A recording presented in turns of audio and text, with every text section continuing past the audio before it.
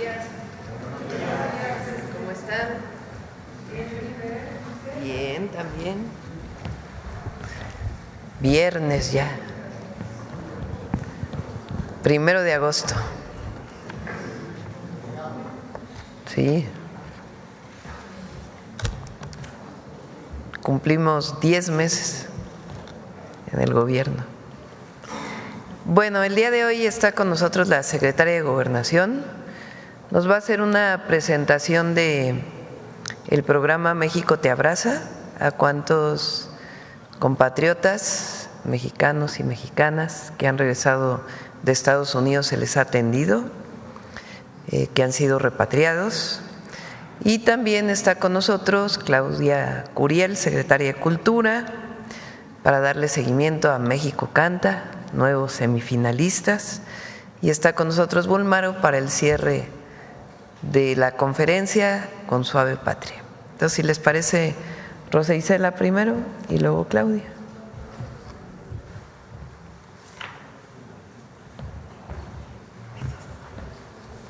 Con permiso, Presidenta.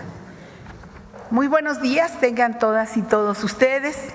Estamos hoy aquí para informar los avances en la Estrategia Nacional de Repatriación México te abraza, una estrategia que salió del alma de la presidenta Claudia Sheinbaum como resultado de su cariño sincero por nuestras hermanas y hermanos migrantes. Ella misma diseñó este esquema de atención para brindar a nuestros compatriotas en retorno una recepción respetuosa y digna, pero también para acercarles las distintas opciones que se prepararon para que retomen su vida en el país natal. Nos encargó coordinar desde Gobernación el trabajo interinstitucional de 34 dependencias del Gobierno de México con los gobiernos estatales y diferentes instancias al que se sumó el sector empresarial. El objetivo es recibir y atender las necesidades de nuestros connacionales, pero también garantizar y respetar el ejercicio de sus derechos humanos. Decir que en esta estrategia contamos con el apoyo de los gobiernos de los estados fronterizos de Baja California, Sonora, Chihuahua, Coahuila, Nuevo León y Tamaulipas, donde se instalaron los centros de atención con el propósito de brindar alojamiento y atención a nuestras hermanas y hermanos. Pero también tenemos acuerdo con las entidades con el mayor número de mexicanos viviendo en Estados Unidos y que llegan a nuestro país para la atención debida. Informar que ya fue reubicado y se encuentra en funcionamiento en Villahermosa, Tabasco, el centro que operaba en Nuevo León, y nos encontramos en el proceso de cambio del centro de Nuevo Laredo a Tapachula, Chiapas. Los centros cuentan con la capacidad operativa para atender hasta 25,000 de nuestros connacionales simultáneamente con dignidad y humanismo. Del 20 de enero a la fecha, más de 75,900 connacionales que han sido repatriados desde los Estados Unidos, desde los cuales 13,978 han llegado vía aérea y son bienvenidos en el AIFA y en los aeropuertos de Villahermosa y Tapachula, donde reciben la oferta interinstitucional de la Estrategia México te abraza.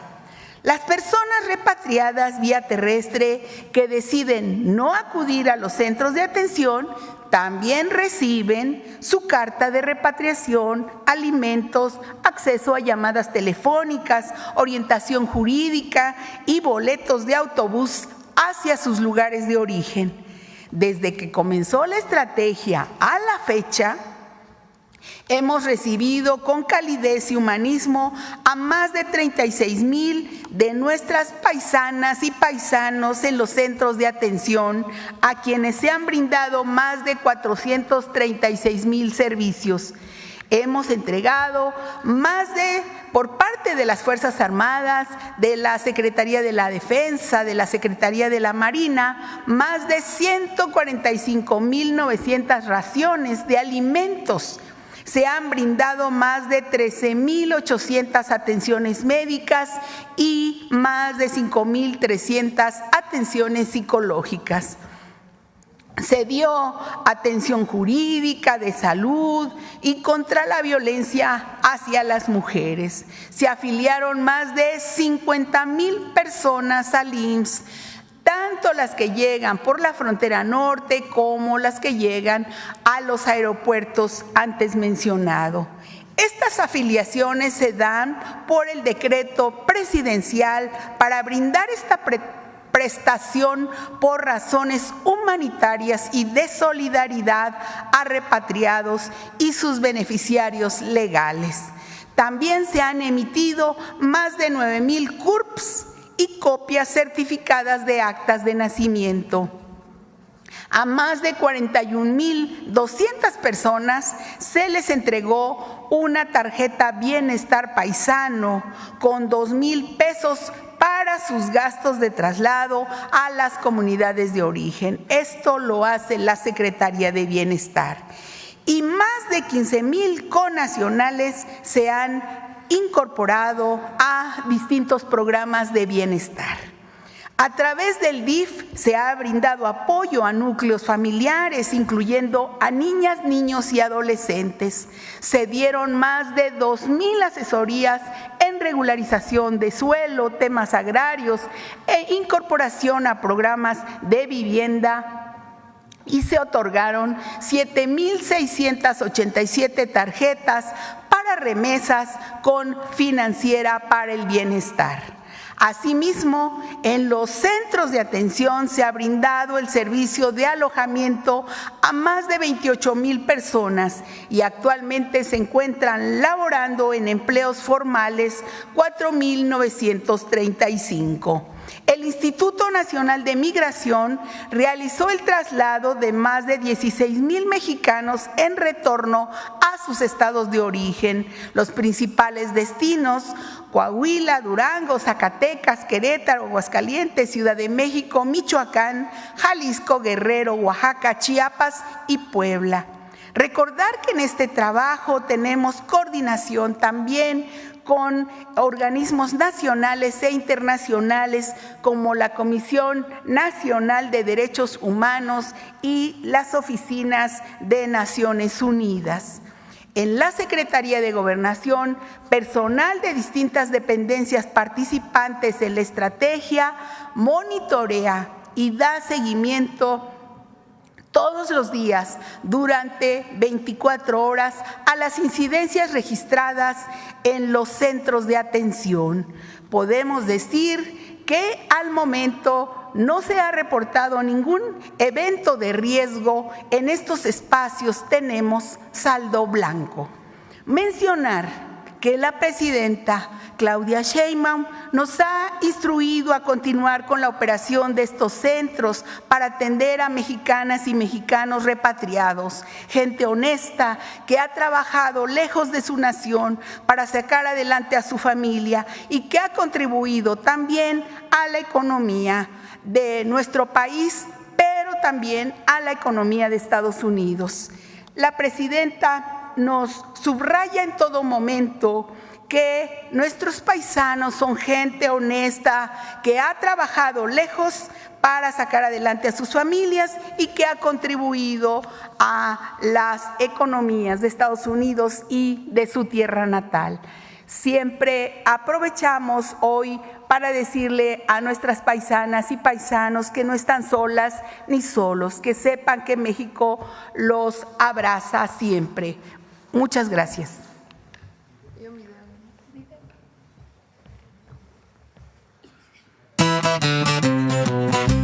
México te abraza y recibe a las paisanas y los paisanos de manera segura, asistida y con respeto a sus derechos humanos.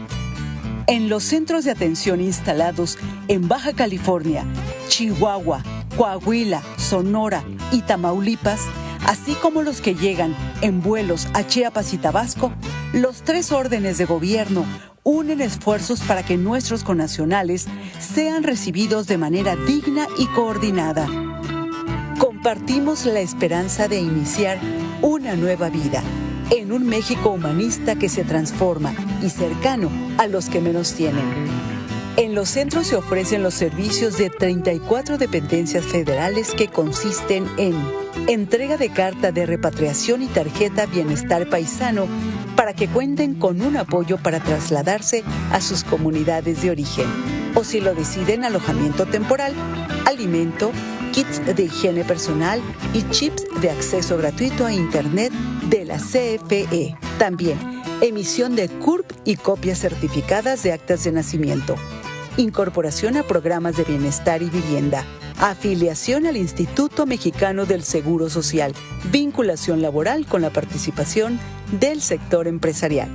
Desde la Secretaría de Gobernación, servidores públicos dan seguimiento los 7 días de la semana a posibles incidencias en los centros de atención. El Gobierno de México, que encabeza la presidenta Claudia Sheinbaum, reconoce a quienes han trabajado por años e incluso décadas para el bienestar de sus familias, pero sobre todo el esfuerzo que realizan día con día para contribuir a la economía y el desarrollo de 2 naciones. A las paisanas y paisanos, México les dice: con su regreso se construye un mejor país. No están solas ni solos. México los abraza en su retorno.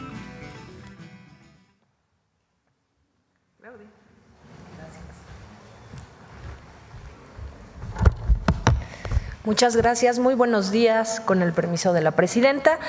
Hoy, antes de presentar a las y los semifinalistas de la última región de Estados Unidos, que es la región centro, con lo cual ya tendríamos a los primeros 24 seleccionados para hablar de México próxima semana, quisiera compartir la tendencia en la música regional mexicana de este último año, porque nos va a dar mucho contexto de lo que está pasando y también de lo que está sucediendo con el concurso y un marco mucho más amplio que estrictamente el concurso. Adelante, por favor.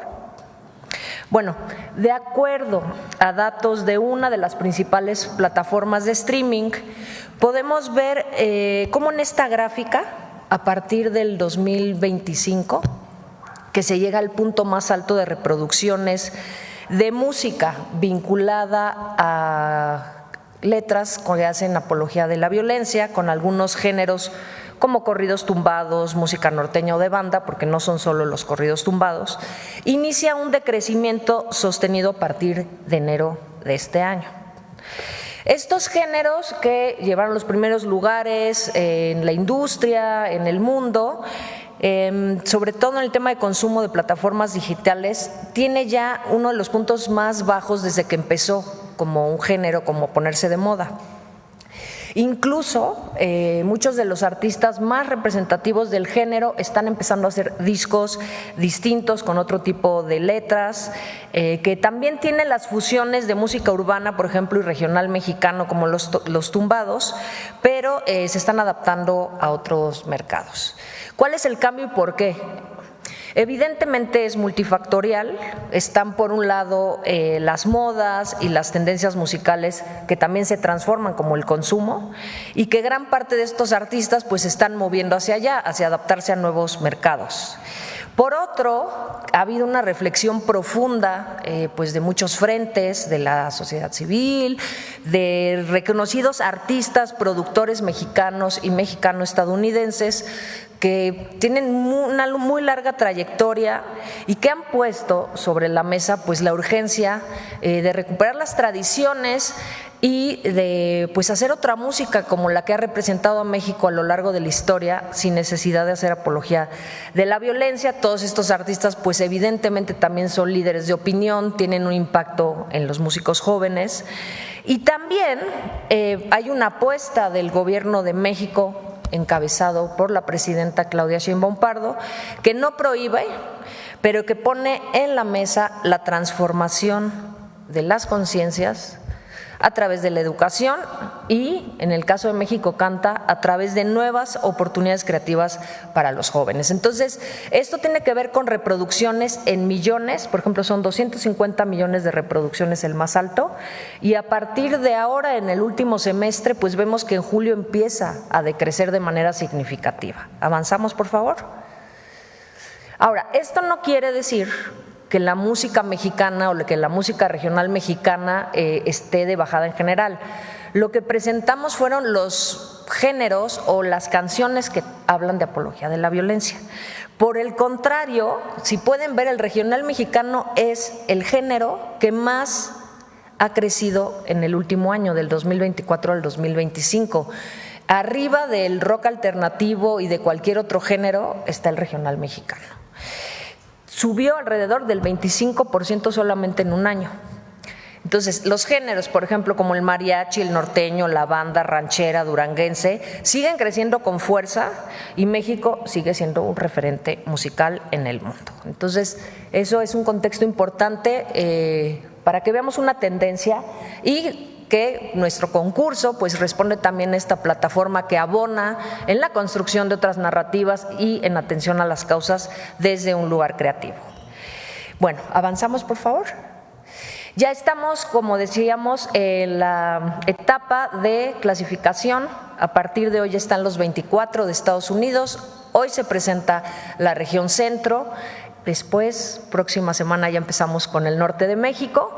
Y recuerden, las transmisiones de las semifinales inician el 17 de agosto hasta el 5 de octubre, todos los domingos, y se van a transmitir por medios públicos, por plataformas digitales.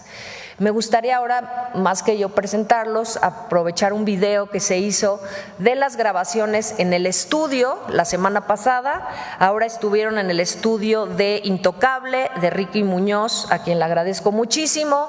Grupo Intocable, pues es uno de los referentes mexicano-estadounidenses que han apoyado, que han hablado de manera importante de la migración. Es un orgullo mexicano, tienen 11 nominaciones, 3 Grammys latinos.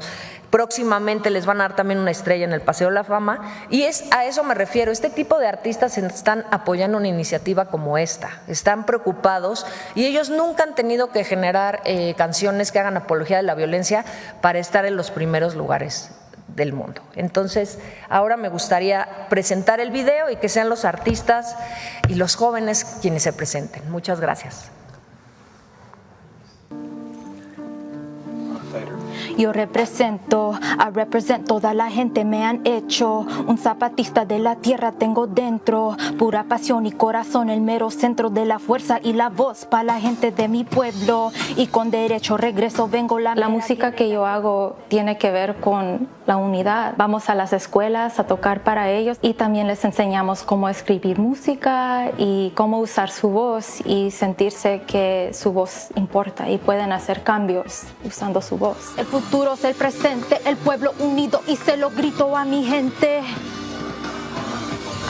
Siempre vamos para adelante, nunca vamos para atrás.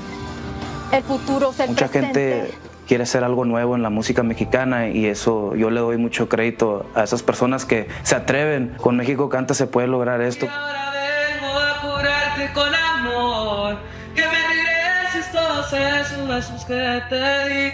Y cada instante que mis labios serán para ti. En bancarrota dejaste mi corazón, y ahora tu deuda pagarás con puro amor.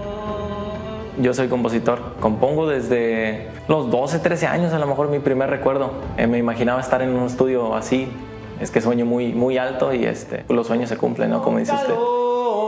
Que sentía cuando te acercabas y me decías amor.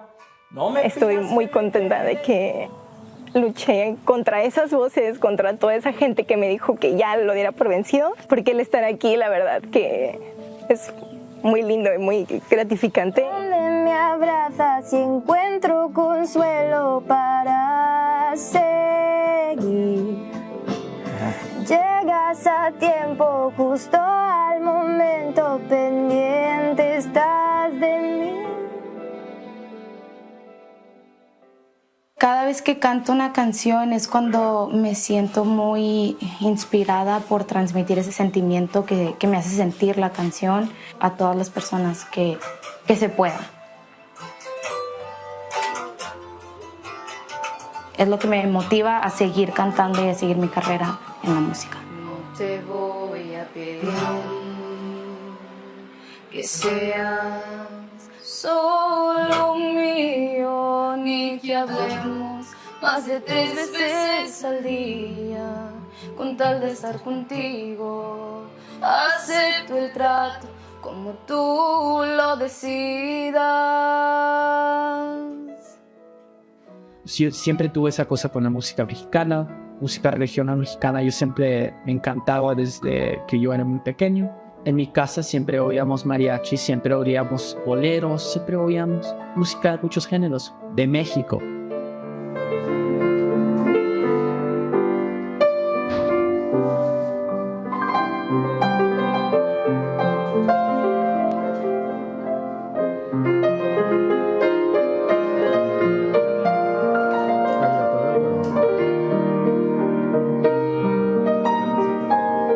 Mi hermano falleció por adicciones. Es un tema muy difícil que todavía como que estamos procesando. Creo que nada me encanta más de que este concurso sea contra las adicciones y por la paz.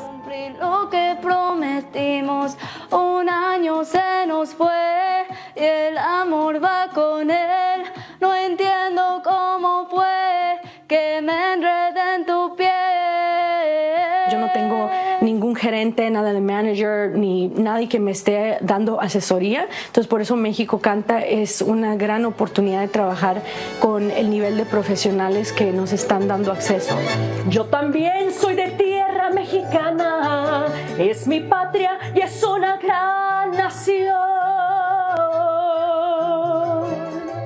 Y aunque lejos de ella no me encuentre, por siempre la llevo en mi corazón. Gobierno de México. Gracias.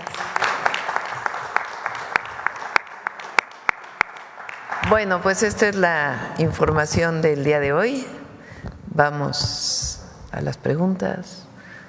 A ver. ¿Quién no ha preguntado? A ver, la compañera de aquí atrás.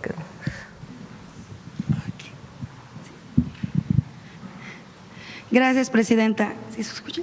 Sí. Gracias, presidenta. Lisbeth Álvarez. Decirle que del 1 al 7 de agosto se conmemora la Semana Nacional de la Lactancia Materna. En ese sentido, pues las licencias de maternidades que dan las empresas no alcanzan para que las madres puedan tener este vínculo con su bebé. También decir que no hay lactarios dignos también para que se recolecte la leche. Saber si va a haber esfuerzos por parte de su gobierno para que las mamás tengan una lactancia digna junto con sus bebés. Sí, estamos trabajando principalmente desde los centros de salud y hospitales, desde la Secretaría de Salud con las 3 instituciones públicas, en el programa, si ustedes recuerdan, de 1000 días los primeros 1000 días de vida, que entre otras cosas tienen que ver con la promoción y facilitación de la lactancia materna. Si gustan, la próxima vez que venga Secretaría de Salud podemos platicar sobre ello y ya va a fortalecerse este programa. Iniciamos evidentemente por la consolidación del IMSS Bienestar y el fortalecimiento de los centros de salud, pero ya hay orientación y promoción para la lactancia materna y facilitación. Adelante. A ver, la compañera que está adelante. Muchas gracias, presidenta. Pues acaba de notificar pues, que hay una orden de liberación de Israel Vallarta. Saber qué opinión tiene al respecto sobre este caso, si considera que hay justicia en este tema o que no se hizo un debido proceso por parte de la administración del expresidente Felipe Calderón y en ese momento que estaba Genaro García Luna. Sí, fue la decisión de una jueza. No sé, Rosa Isela, si nos quieres platicar. Desde que Rosa Isela era secretaria de Seguridad, se estuvo trabajando para su liberación, sobre todo por la tortura que él recibió durante su detención. Rosa Isela, si quieres comentar. No venía preparada, Presidenta. Hoy en el gabinete se informó que el Juzgado Tercero de Distrito de Procesos Penales Federales en el Estado de México dictó sentencia absolutoria a Israel Vallarta Cisneros ayer 31 de julio, quien estuvo privado de su libertad casi 20 años, sin sentencia exactamente. Es desde el 8 de diciembre de 2005, fecha de su detención, que enfrentó un proceso penal por su presunta participación en los delitos de delincuencia organizada y privación ilegal de la libertad en la modalidad de secuestro, señalado de formar parte de una banda de secuestradores. Y se llevó por parte de la Fiscalía General de la República en la causa penal 100-2010, que incluye la participación en diversos delitos y pues hubo, imagínense, casi 2 décadas de un proceso penal que ha estado plagado de quejas, amparos, denuncias. Durante el proceso se interpusieron al menos 10 recursos de apelación, se promovieron 6 juicios de amparo, se tiene registro de la interposición de 7 recursos de revisión y 3 quejas. El 8 de junio de 2022, el Comité contra la Tortura emitió un comunicado al Estado mexicano, que es el que se estuvo siguiendo, solicitando garantizar la atención médica y psicológica adecuada e inmediata, tanto de las medidas de protección para evitar represalias por haber presentado una denuncia ante el Comité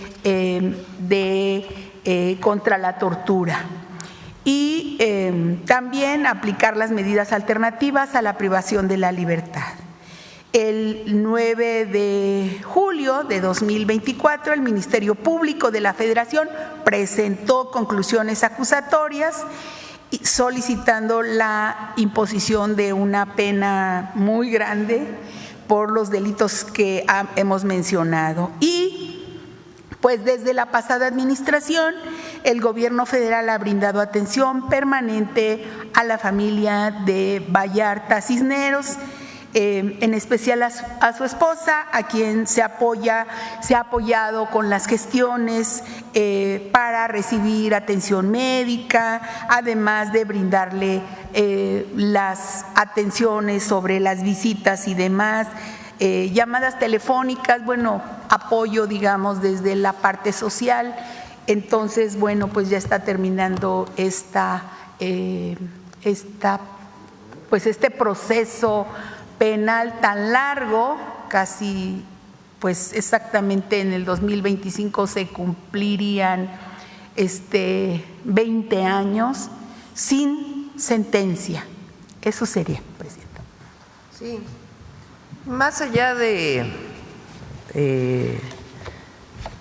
la investigación, que obviamente respetamos la autonomía y el trabajo de la Fiscalía General de la República en este caso, no se nos puede olvidar cómo fue la detención y el montaje televisivo conducido por Loret de Mola, de lo que después fue reconocido como un montaje. ¿Y de quién fue el montaje? Pues de García Luna, hoy preso en Estados Unidos por narcotraficante. Hay un libro muy bueno de Jorge Volpi, ¿cómo se llama el libro? Sobre este caso de Florence Cassés, y que más allá de una novela criminal, no sé si lo han leído, y tiene que ver con el caso e investigaciones que él hizo sobre el caso. Y cómo en aquella época pues estaba vinculada a la Secretaría de Seguridad Pública con García Luna en estos secuestros que se dieron en aquella época. Entonces, bueno, respetamos obviamente la posición de la Fiscalía. Lo cierto es que una jueza ya resolvió su liberación y no se nos puede olvidar pues lo que fue el sexenio de Felipe Calderón, su guerra contra el narco, y un personaje que hoy está preso y que no precisamente se caracterizó por buscar la seguridad y la paz en el país, sino todo lo contrario, aliarse con grupos delincuenciales para beneficio personal, premiado, multipremiado durante el sexenio de Felipe Calderón y después, por cierto, también incluso por Estados Unidos, por agencias de Estados Unidos. Y pues lo que fue aquel sexenio con un personaje pues que hoy está preso. Y este caso vale la pena recordarlo porque más allá de las investigaciones de la Fiscalía, tuvo un origen en la detención pues muy irregular. Por lo menos eso es lo que podríamos decir. Gracias, presidenta. Sí. Discúlpeme, soy Jimena Mejía, de Grupo Imagen. Preguntarle, el Senado la invitó para que asista a la ceremonia de la toma de protesta de los nuevos integrantes del Poder Judicial. ¿Usted asistiría? Pues ayer dije, o hace unos días, ¿no?, que si me invitaban sí iba a asistir. Vamos a ver. A mí me interesa mucho que, por supuesto que estamos muy contentos de este proceso de elección popular de la Corte. Pienso que el presidente de la Corte es una persona honesta, conocedora. Además, hay que reivindicar que ha trabajado por los derechos de los pueblos. Y por supuesto que nos da gusto que entre el nuevo Poder Judicial. Pero bueno, también hay que respetar autonomías. Entonces, pues vamos a ver. Parece que es muy noche, ¿no? A las 10 de la noche o algo así, ¿no? Sí. Bueno, vamos a ver, pero nos da gusto pues que haya avanzado este proceso adecuadamente y que el 1 de septiembre México tenga un nuevo Poder Judicial. Por último, presidenta, consultarle si tiene conocimiento de un caso lamentable de una joven de 22 años que denunció ser víctima de una violación tumultuaria por compañeros de la Universidad Autónoma de Campeche. ¿Nos podría comentar si ha sido un tema en su gabinete o si podría apoyar este caso, ya que ella ha mencionado que otras 7 chicas se acercaron a través de ella cuando denunció que también fueron víctimas de estos jóvenes? Pues vamos a entrar en contacto inmediato con la víctima. Gracias. Sí. Bueno, a ver, ¿quién más? A ver, aquí adelante, compañero. Buenos días, presidenta. Yanara Alcántar, del Laboratorio de Periodismo y Opinión Pública de Guanajuato. Presidente, el fin de semana detuvieron en Aguascalientes a 18 jóvenes que estaban en un campamento atribuido al crimen organizado y 4 de ellos tenían ficha de desaparición.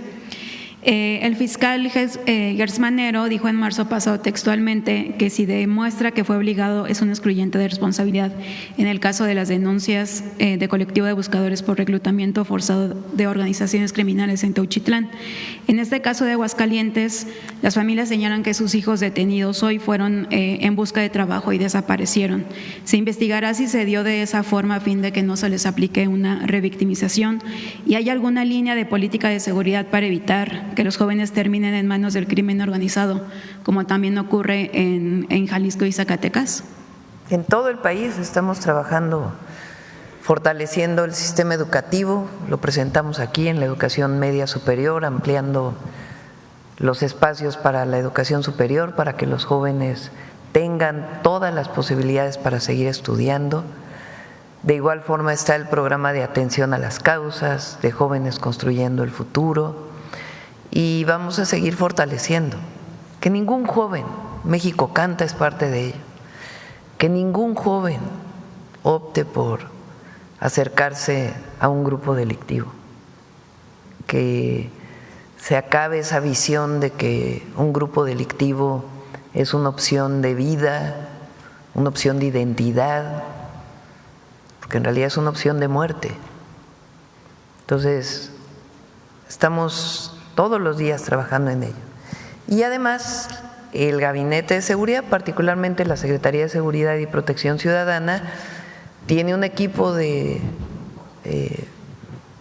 pues no sé si se llame ciberseguridad, más bien ese es otro tema, pero está vinculado con este equipo en donde están revisando permanentemente plataformas en donde se busca reclutar a jóvenes para el crimen organizado y permanentemente se están bajando estas páginas, estas plataformas. Igual en este tema el fiscal estatal ha dicho que no era un campamento de producción de drogas, pero el operativo fue federal. ¿Tiene usted información sobre qué actividades se realizaban en ese lugar y se sabe algo sobre los avances de la investigación que ya lleva la Fiscalía General? Ya lo puede informar el Gabinete de Seguridad. Gracias, Presidenta. Y en otro tema, los últimos 3 gobiernos panistas en Guanajuato han firmado contratos con Seguritech por más de 12,000 millones de pesos a cambio de la promesa de un servicio integral de tecnologías de monitoreo para el Estado. También se supo por un trabajo periodístico de PopLab que Querétaro invierte casi 4,000 millones en el actual sexenio en la misma empresa, sin embargo continúan los casos de violencia. En este sentido, en su opinión, ¿qué papel debe jugar el gobierno federal para supervisar los contratos estatales en materia de seguridad tecnológica con el propósito de evitar conflictos de interés como ocurrió con la casita azul del exgobernador Diego Sinúe y garantizar que estos cuantiosos recursos se traduzcan en mayor protección para la ciudadanía? La nueva ley del Sistema Nacional de Seguridad incluye la supervisión. Cuando se usan recursos federales, pues evidentemente entra la propia Auditoría Superior de la Federación. Los sistemas de cámaras ayudan mucho a la política de seguridad. Por un lado son persuasivas, es decir, cuando hay una cámara, pues ayuda, es como si hubiera la presencia de un elemento que está vigilando de manera remota. Y también el buen uso de los sistemas, en el sentido de quien está viendo las cámaras, cómo debe operar cuando se presenta un acto delictivo o para prevenir los actos delictivos. Pero lo cierto es que se hizo mucho negocio con los llamados C2, C3, C4, C5, dependiendo de las atribuciones. O también es cierto que se presume, se dice que con tener un C5 se resuelve el problema de seguridad y no. Por supuesto que ayudan las cámaras, son importantes, pero también hay que ver el uso que se les da a las cámaras, tanto para la prevención como para la persecución del delito y las investigaciones de inteligencia y investigación. Estos montos multimillonarios relacionados con la instalación de estos centros de monitoreo, pues tienen que investigarse, porque no son justificables. Entonces, si se usaron recursos federales, pues tiene que hacerse la investigación por parte de la auditoría. Si fueron recursos utilizados desde los fondos de la Secretaría de Seguridad y Protección Ciudadana federales que existen en el presupuesto público, pues también. Y también, pues qué impacto han tenido sobre la seguridad. Entonces, repito, ¿es bueno que haya cámaras? Sí, es muy bueno. Es bueno que se usen bien los C5 también, pero que no sea solamente las cámaras sin todo lo que va acompañado, y segundo, que no se malucen los recursos públicos. Y por último, Presidenta, el Plan Nacional Hídrico 2024-2030 del Gobierno Federal plantea llevar 3.8 metros cúbicos de agua por segundo a León, que es casi la mitad de lo que se distribuye actualmente. Sin embargo, el gobernador de Jalisco, Pablo Lemus, dijo que esto afectará el abasto de agua en Guadalajara y la salud del lago de Chapala. ¿Es posible que su gobierno se comprometa a respetar los acuerdos interestatales del 2014 para evitar una crisis ambiental y social en la cuenca Lerma-Chapala? Pues es que nunca hemos planteado eso. ¿Cómo creen que se le va a quitar agua a un estado para dárselo a otro? Pues es como ridículo. Entonces, no, hay una propuesta para Guanajuato, una propuesta para Jalisco, muchas veces se comparten cuencas y hay que distribuir el agua, pero jamás se haría un proyecto que le quitara agua a un estado. ¿Y sería posible convocar a una mesa de diálogo público entre los cinco estados? La tienen, no se necesita convocar. Es muy bueno el director de la Conagua, buenísimo, y está haciendo su trabajo. Gracias, Presidenta. Gracias. A ver. Bueno, a ver aquí, luego tú, y luego vamos para atrás. Buenos días, Presidenta. Joana Flores, de Grupo ASIR. Nada más para continuar un poco con el tema de Vallarta, preguntarle si como Estado hay algún tipo de, pues no sé, reparación del daño o por estos 2 décadas que estuvo preso sin ninguna sentencia. Ya comentaba la secretaria que durante principalmente el gobierno pasado hubo apoyo a la familia, incluso a él, pero ¿hay algún modo de reparar estos 20 años? Él lo tendría que pedir a partir de un juicio. Hay una ley, que es la ley de víctimas. Bueno, es más largo el nombre de la ley, pero es la ley que protege a las víctimas. Y es muy clara la ley en el sentido de cuándo debe haber un resarcimiento, sea por parte del Estado o por parte de algún particular.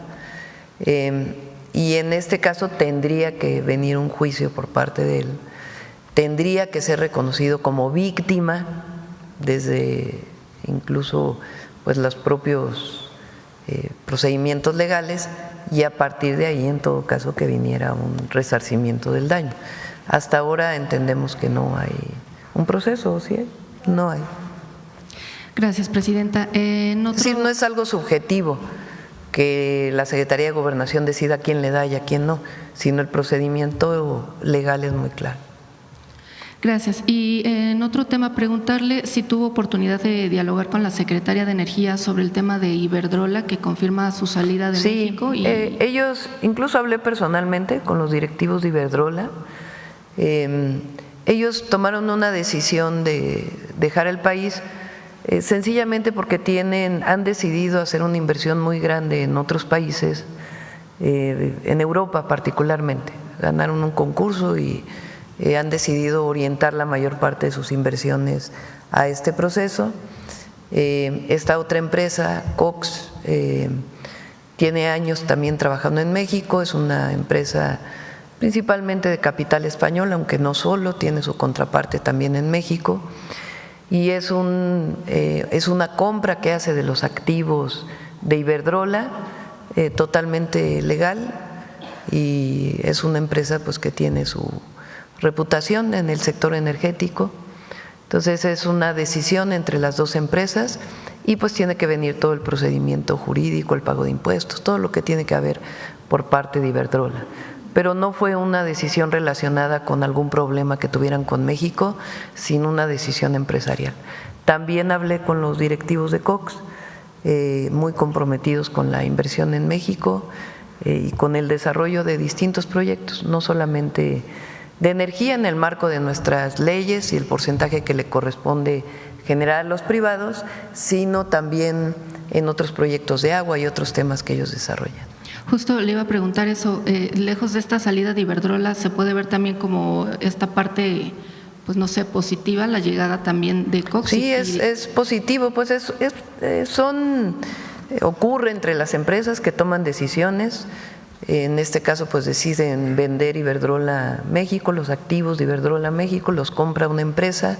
Hay capital que no solo es español, capital de Europa y capital de Estados Unidos, y pues sí, es una muestra de certidumbre en nuestro país, de confianza y de querer seguir invirtiendo. ¿Le manifestaron alguna cantidad de inversión por parte de Cox en México? Sí, creo que son un poco más de $4,000 millones que representa esta compra. Ellos están, eso es bueno. Recuerden, aquí platiqué que Iberdrola y otras empresas durante todo el periodo neoliberal ocuparon para generar electricidad un esquema ilegal, que son las sociedades de autoabastecimiento. En México, hasta el 2013, hasta la reforma del 2013, no se permitía que un privado vendiera electricidad a otro privado. En la reforma del 2013 se permite para los grandes consumidores, no para los pequeños consumidores. Pero estas sociedades de autoabasto, inclusive fuera del mercado eléctrico, lo que hacían era generar en un lugar, venderle a un privado en otro lugar, utilizar las líneas de transmisión de Comisión Federal de Electricidad sin pagar. Desde el gobierno del presidente López Obrador se les hizo planteamientos para que se integraran a una forma legal de generación y de venta, que puede ser a Comisión Federal de Electricidad o a través de pues, lo que se quedó de la parte del mercado eléctrico. Ya se estaba en pláticas con Iberdrola, ahora que se ampararon muchos de ellos, para que entraran al proceso pues, legal y dejaran de tener estas sociedades de autoabasto.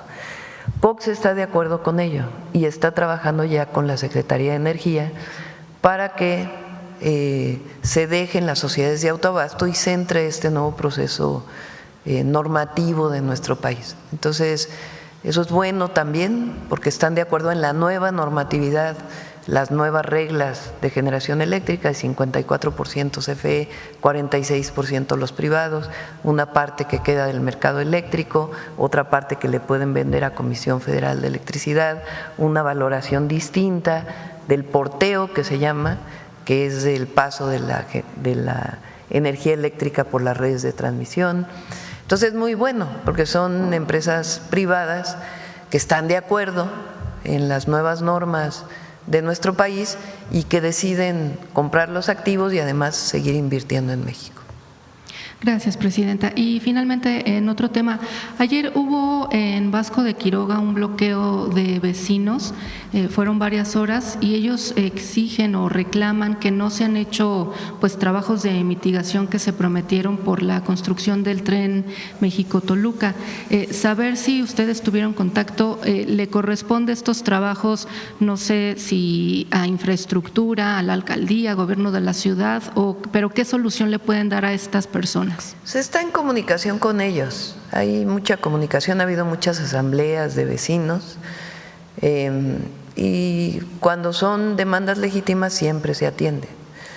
El tren interurbano, hay varias obras que estamos haciendo en la Ciudad de México, algunas que vienen desde antes del presidente López Obrador, dos de ellas son el tren insurgente, que hoy se llama, en su momento se llamó el tren interurbano, hoy es el tren insurgente, que va de Toluca a Santa Fe, que ya está funcionando, y la otra parte que es de Santa Fe a la estación Observatorio del Metro. Va a quedar ya completamente terminado en diciembre de este año, ya con sus pruebas. Tuvimos una reunión y pensamos que se puede inaugurar a finales de diciembre o principios de enero. Y ahí, pues, como hay una parte que pasa por la alcaldía Álvaro Obregón, pues he estado hablando con los vecinos, pues para no solo mitigar, sino apoyar a los vecinos en lo que se requiera. Entonces hay muchas reuniones y se está teniendo. Esa es una obra. La otra que también tiene mucho tiempo es la línea 12 del metro hacia el poniente, que también la estamos atendiendo y se va a terminar en nuestro sexenio, además de nuevas obras como el cablebús que informamos hace poco. Muchas gracias. Sí. ¿Quién más? A ver aquí. vamos, ahora acabamos con esta parte. Gracias, presidenta. El día de ayer lo consideramos en la revista Voces del Periodista un tema histórico y pareciera un tema filosófico, físico, matemático, porque lo que ganamos fue tiempo. 90 días, que no se dice, que se dice sencillo, pero que atrás hay todo un trabajo, y hablamos sobre todo, hacemos una narrativa de la alta negociación que está llevando usted con esta responsabilidad de llegar a buen puerto. Ahí viene esa parte editorial que se publica el día de hoy.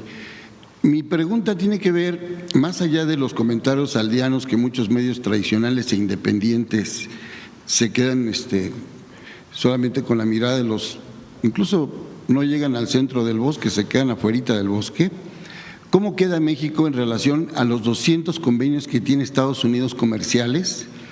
¿Cuál es nuestra escala en ese sentido de negociación y de privilegio? Vamos a dejarlo así, en relación a Europa, a Asia y al resto de América Latina, que están también en una gran desventaja, porque creo que ayer se da este dato, este paso importante, y sin embargo yo no lo veo reflejado en los medios de comunicación tradicionales.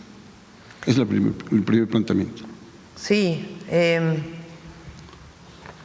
hay, particularmente la oposición, no importa lo que hagan, ellos quieren que le vaya mal a México. Esa es su visión. O sea, como quieren que le vaya mal al gobierno de México, no les importa que afecte al pueblo de México cualquier situación. Ellos hubieran querido que Estados Unidos hubiera subido los aranceles, porque entonces hubieran tenido una narrativa, una cantaleta de que ya ven, les dijimos que qué mal lo está haciendo el gobierno de México y etcétera, etcétera, etcétera, qué mala relación hay entre el gobierno de México y el gobierno de los Estados Unidos. Entonces, cualquiera que hubiera sido el resultado del día de ayer, ellos hubieran estado en contra. Bueno, peor aún, tienen un personaje como el presidente del PRI, de malísima fama, con escándalos de corrupción que acompañan su carrera política, yendo a Estados Unidos a denunciar falsedades además. O sea, además de que quieren que le vaya mal a México, vende patrias. La verdad, no tiene otro nombre. Y sus compañeros del PAN no cantan mal las rancheras. Senadores, senadoras, buscando ir a Estados Unidos a hablar mal de México. Ayer México ganó. Por supuesto, internacionalmente pues estamos viviendo una situación compleja. Compleja porque pues el presidente de los Estados Unidos, electo por su pueblo, ha tomado la decisión de cambiar el esquema que habíamos vivido hasta el 20 de enero del 2025 en el mundo entero del comercio internacional. Es una decisión tomada por el presidente de los Estados Unidos y que ha sido consistente desde el 20 de enero, de cambiar pues el escenario mundial en el terreno del comercio internacional, en una visión que él tiene, más allá de si uno está de acuerdo o no, es una visión que él tiene. En ese marco, pues nuestro país, ¿qué es lo que hemos buscado? Primero, no confrontarnos, defendiendo nuestros principios, porque no hemos cedido en nada que tenga que ver con nuestros principios, buscando una buena relación en distintos temas, manteniendo nuestro proyecto, nuestros principios.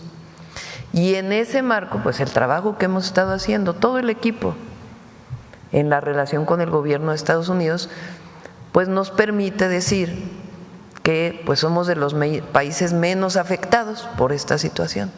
¿Hay afectaciones? Pues sí hay afectaciones, porque traemos un arancel del 50% en el acero y el aluminio, menor al 25% en la automotriz, porque hay descuentos relacionados con la fabricación de partes en Estados Unidos, en México y en Canadá, y otro, pero finalmente lo que nos afecta a nosotros le afecta a todo el mundo.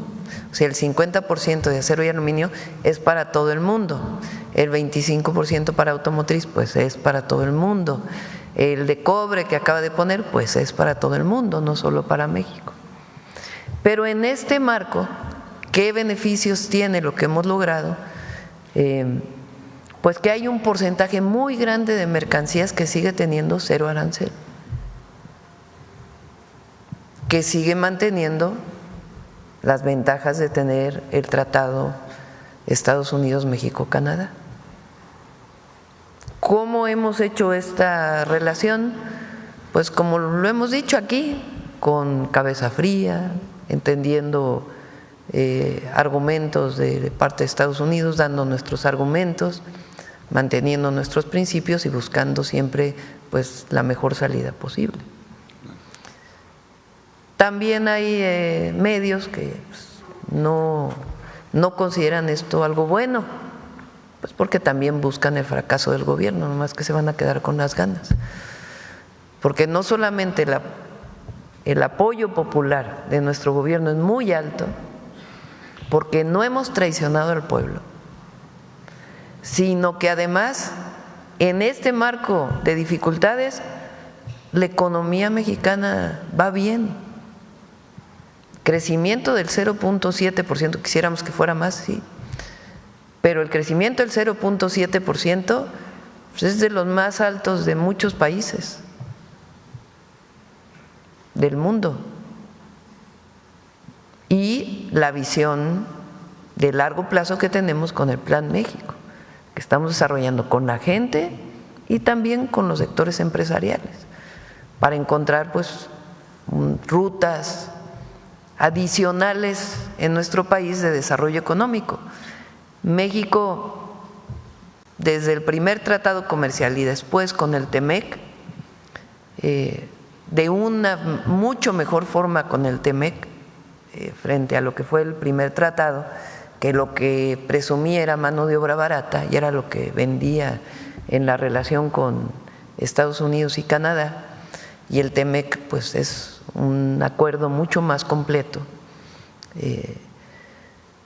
pero finalmente hay una integración muy grande de nuestra economía con la de Estados Unidos que favorece a los dos países. Pero en este marco y en esta nueva situación internacional, pues nosotros tenemos que fortalecer nuestro mercado interno, sustituir importaciones de otros lugares, como lo hemos venido planteando, buscar otros mercados adicionales a Estados Unidos que nos permita, siempre más allá de hablar del fortalecimiento de la economía o del crecimiento económico, del bienestar del pueblo de México. Ese es nuestro objetivo. En una explicación gráfica de 0 a 100, ¿en qué lugar estaríamos, presidente, en relación a todos esos convenios que hizo Estados Unidos? Pues habría que ver, terminando, digamos, este proceso, en un promedio de la cantidad de aranceles que paga uno u otro país, en qué situación quedamos. Lo que sí puedo decir es que somos de los menos afectados por esta nueva política del gobierno de los Estados Unidos. Sí. Ahora, trabajamos todos los días. Recientemente se anunció, por ejemplo, el traslado de una planta de Nissan de Morelos a Aguascalientes. Parece que es una estrategia que venía ya desde hace tiempo, y ahora toman la decisión por la eficiencia de su propia empresa de trasladar todo a Aguascalientes. En realidad, en términos del empleo, no se pierde empleo en el país en términos generales, considerando lo que van a mover a Aguascalientes, pero evidentemente para Morelos pues representa un impacto, y ya estamos trabajando pues con la gobernadora para buscar distintas alternativas que permitan pues que no tenga esta afectación tan grave en Morelos. Sí. Me guardo mis otras preguntas para otra ocasión por la agenda, pero solamente una reflexión sobre el tema de la paz. A propósito de combatir las causas, el trabajo que está desarrollando la Secretaria de Gobernación. Miren, este es bueno, me lo manda la Secretaria de Energía. Sí. Al Secretario de Hacienda. Adicional a la compra de $4,200 millones de los activos de Iberdrola, la empresa Cox invertirá $10,690 millones adicionales en el país. Una inversión alta, sí, de los más importantes ahora. Comentaba para cerrar el tema de la paz, que tiene que ver con la cultura, con el trabajo que está haciendo la Secretaria de Gobernación a nivel nacional, con este plan de abrazar a la paz, el trabajo que está desarrollando la Secretaría de Cultura, también con este canto binacional, que hoy vemos de manera muy grata una conexión a través de las fronteras. Yo me sentí muy identificado ahorita con esas entonaciones y esas letras, y comentarle que en la Biblioteca México se está desarrollando, a partir de que aquí se hizo un comentario, la exposición al poeta por la paz, Enrique González Martínez, que fue nuestro primer candidato a Premio Nobel de Literatura y embajador en 1920 en Chile, en 24 en Argentina y posteriormente en España hasta el 31. Entonces son jornadas todos los jueves por la paz, porque él es el coordinador del Comité por la Paz en 1949, promovido por Diego Rivera, Frida Kahlo y otros grandes periodistas. Entonces, ahí tenemos una conexión realmente en los libros, en la literatura, en México, en esta relación binacional, en esta promoción de la cultura, en este atacar las causas también por parte de la Secretaría de Gobernación. Y pues nada más quería hacer esa reflexión. Gracias, presidente. Sí. Me acordé ahora, teníamos por ahí un video, ¿verdad? Fíjense cómo está el lago de Texcoco. Se los voy a mostrar. Y hay nada más algunos que todavía tienen nostalgia del pasado y hubieran querido que estuviera el aeropuerto en Texcoco. Vean nada más la belleza. Ahí les va. Este es el lago de Texcoco, el lugar donde se proyectó hacer un aeropuerto, ignorando la voz de la naturaleza. Pero hoy, esa voz se escucha cada vez más fuerte. La naturaleza está haciendo su trabajo, y las lluvias han permitido recuperar los ecosistemas de la región. Porque teniendo sol, agua, tierra, todo el ser humano vive. Son 5 los ríos del Valle de México que se han reencauzado hacia el área natural protegida Lago de Texcoco y que han ayudado a que este hábitat se pueda restaurar en pocos años. Por ejemplo, en 2017 se tenía la presencia de 30,000 aves en la zona.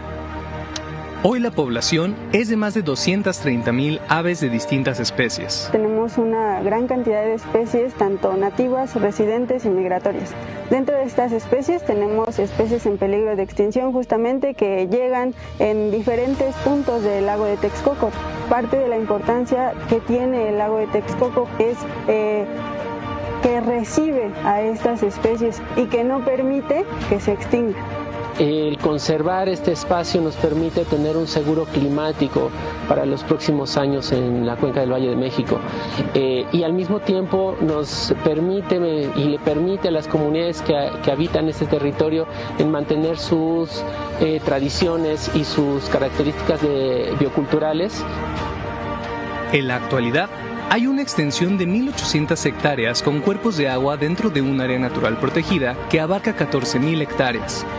Las y los mexicanos contamos con una reserva ecológica histórica en la zona oriente del Valle de México, un espacio equivalente a 17 veces el bosque de Chapultepec.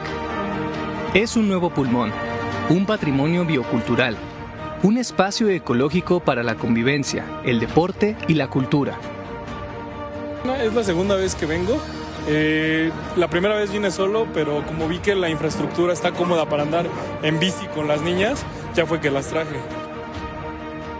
La verdad es que nos encanta porque son espacios muy amplios, son lugares que tienen ahora sí muchísimos servicios para la gente que le gusta hacer deporte. Yo creo que mi parte preferida sería la parte de los humedales y de los sitios de avistamiento de aves, que es una zona natural muy bonita, hermosa, donde efectivamente uno se siente en contacto con la naturaleza.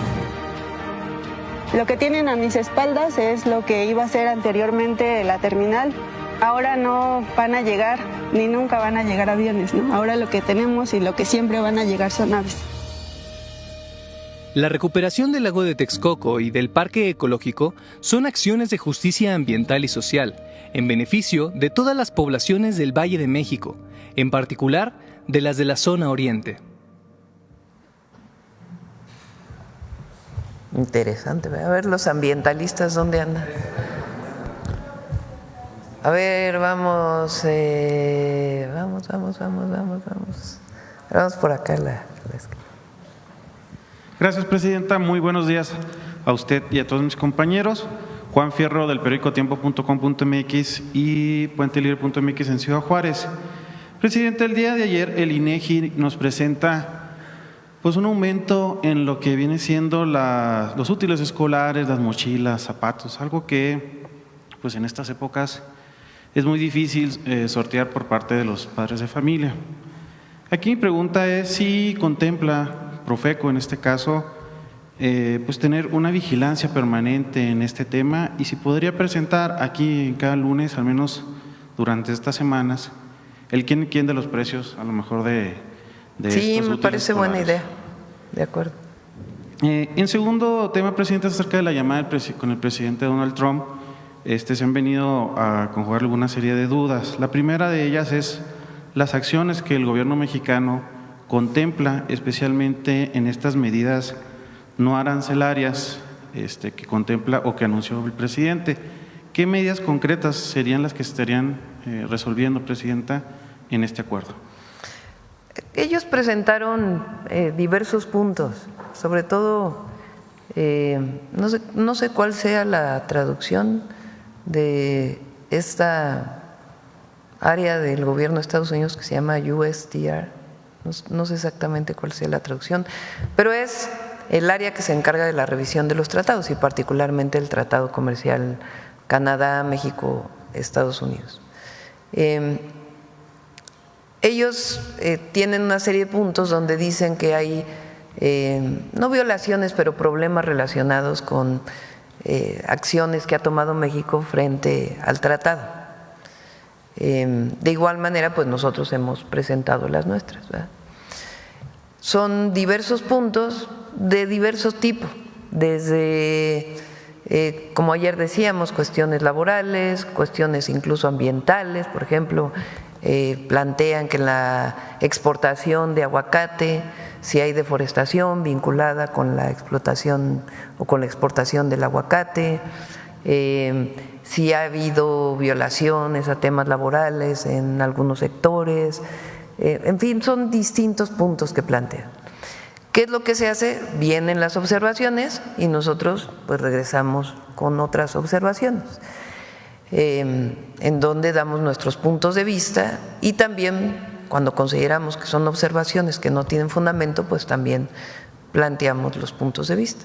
Y de ahí pues viene una mesa de trabajo. Y el propio tratado pues tiene establecidos mecanismos si es que no hay acuerdos entre uno y otro país respecto a una posible violación al tratado. Entonces, esas son las medidas que ellos plantean no arancelarias que desde su perspectiva México debería atender. Para nosotros, en la atención de todos estos puntos donde tenemos pues varios meses, pues se les explica qué acciones estamos tomando. En algunos casos donde consideramos que puede ser válida su observación y en otras donde consideramos pues que no es válida su observación y que desde nuestro punto de vista no viola el tratado. Por ejemplo, el Estado de Michoacán emitió una regla relacionada con esto de la deforestación vinculado con el aguacate.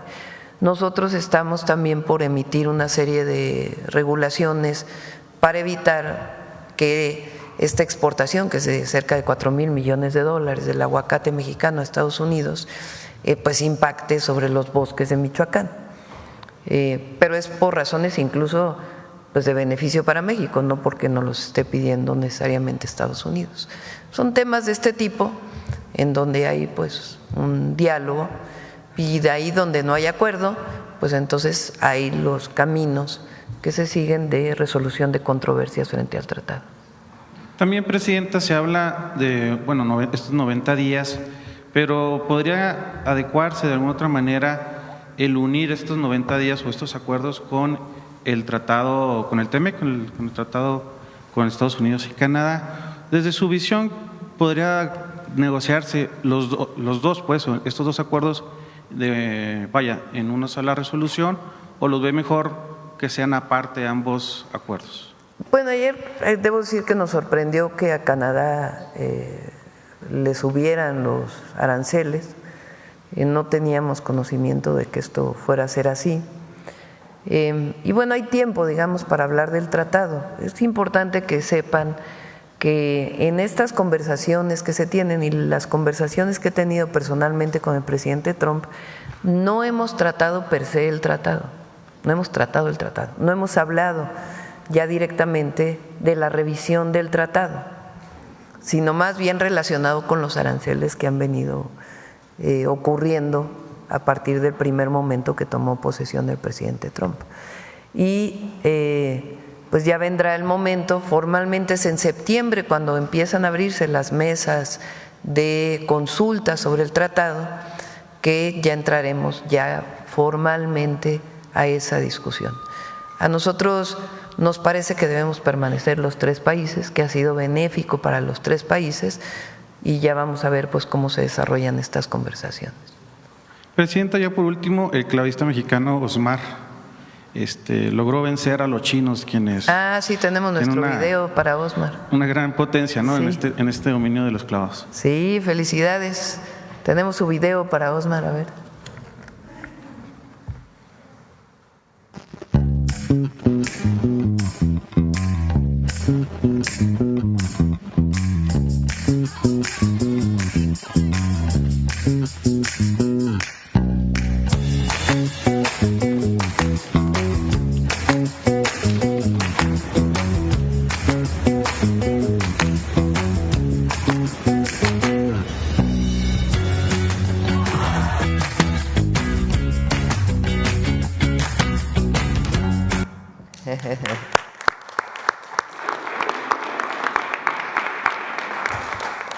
Adelante. Gracias, Presidenta. Hatsiri Magallanes, de MBC Noticias. Organizaciones sociales se están convocando para una marcha nacional el próximo 10 de agosto. Ellos insisten que todavía hay desabasto de medicamentos, están preocupados porque también la Cámara de Diputados, la Comisión de Salud que preside Morena, no avaló, digamos, un acuerdo para que se pueda mejorar el sistema de salud para atención de los niños de cáncer. ¿Algún mensaje que les pueda enviar al respecto? Sí. Se han comprado prácticamente todos los medicamentos de atención oncológica. Todavía quedan como 3 medicamentos que ha habido problemas en su abasto, no por un problema en la compra o en la licitación, sino por el propio abasto de los medicamentos. Se tomó una decisión muy importante que la tomó el doctor Kersenovich, de que haya una reserva, digamos, un inventario especial para los medicamentos oncológicos, para que si falta en un estado se pueda enviar de manera inmediata, y se está atendiendo. En la mayoría de los estados hay abasto de medicamentos oncológicos, y ahí donde falta algún tipo de medicamento por algún tipo de cáncer, se están tomando todas las medidas para que esto sea así. Lo hemos informado aquí, somos muy transparentes desde que entramos al gobierno. En términos de los medicamentos, hoy se tienen adquiridos el 96% de los medicamentos. En esta semana se inicia un esquema adicional de distribución de los medicamentos, que por cierto hay algunos comentócratas que ya están hablando de ese sistema de distribución que sí va a funcionar, para poder llegar al último lugar en el último municipio más alejado del país, en las zonas rurales, que lleguen todos los medicamentos, y ahí donde hay tratamientos oncológicos que lleguen todos los medicamentos. Ahí donde aún no han llegado tiene que ver principalmente con las farmacéuticas, que se comprometieron a entregar en 15 días y pasan los 15 días y aún no han entregado, y ahí se toman medidas inmediatas de si no se entrega, hablar de inmediato con el proveedor, y si el proveedor no se compromete, se buscan otros proveedores con el mismo precio. Entonces se está trabajando permanentemente, hay un equipo permanente para el abasto de medicamentos y nosotros pensamos que este mes de agosto va a ser clave para que lleguen todos los medicamentos a todos los lugares del país. Gracias, presidenta. Nada más opinión respecto a que El Salvador, digamos que avalaron que haya reelección presidencial indefinida. Algunos comentan que esto va a hacer que Nayib Bukele se pueda perpetuar en el poder. ¿Alguna opinión al respecto? Pues respetamos al pueblo de El Salvador. Hasta ahí. Esa es la política exterior mexicana y que el pueblo de El Salvador siempre decida. Gracias, presidente. Sí. A ver aquí. Lucirene Castellanos de aguaquemada.mx y del portal noreste, lostubos.com, Nuevo León, Coahuila, Tamaulipas y el Valle de Texas, y de la publicación cultural postdata.com. Le pregunto, presidenta, el gobernador de Nuevo León, Samuel García, aseguró que el estado dejó de estar entre los más violentos del país al pasar del 4º al 20º lugar en el ranking nacional de violencia, gracias a una disminución sostenida de todos los delitos de alto impacto en lo que va del 2025. Aseguró que los feminicidios disminuyeron más del 90% y los homicidios más del 80%. Mientras que el resto de los delitos registró reducciones que oscilan entre 20 y 60%, también atribuyó al avance a la coordinación con las fuerzas federales, como la Guardia Nacional, el Ejército y el Centro Nacional de Inteligencia. ¿Cuál es su opinión? Bueno, habría que ver los números de todos los delitos en Nuevo León. Han bajado los homicidios, que es lo que vemos todos los días. Ahí pues, como en todos los estados, porque ahí no, independientemente del partido político que haya llegado un gobernador o gobernadora, apoyamos en todo, pero en particular en la seguridad. Ahí Rosa Isela hizo un muy buen trabajo para que hubiera un acuerdo para nombrar un fiscal. Creo que eso fue benéfico para Nuevo León.